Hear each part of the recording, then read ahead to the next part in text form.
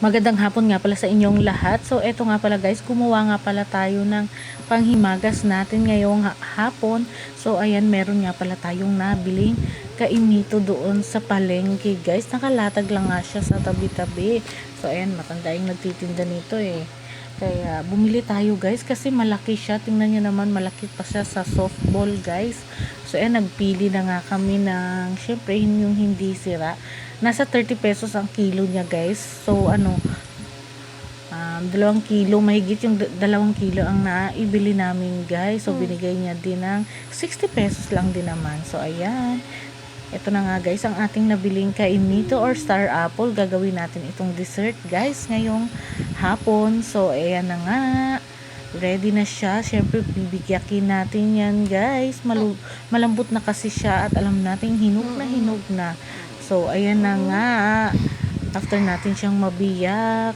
Ayan. Siyempre, lalagay natin yan guys sa ating container para naman malagyan natin siya ng gatas at asukal. Siyempre, yun talaga ang pangpasarap nito guys. Dagdag sa kanyang lasa. So, ayan guys. Masarap nga pala ito pag kinaing malamig. So, ayan. After nga natin lagyan ng gatas. Ayan guys, ang ating kainito. Ayan, syempre pag halu-haluin natin ito. Ayan, sarap nito guys. Milky na siya talaga. Ayan, kailangan nating haluin hanggang ilalim. So, ayan, para lahat talaga magkaroon ng gatas. Mahalo silang mabuti. So, eto na nga guys ang kanyang resulta after natin itong mapisil-pisil. So, ayan na nga, nagmi-milk na siya guys. Siyempre mag-a-add tayo dito ng sugar or asukal para naman manamis.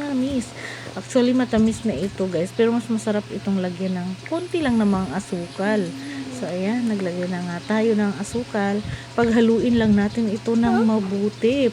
At ilagay natin sa ref ng mga 1 hour. After 1 hour, ready na. Thank you. God bless. Bye-bye.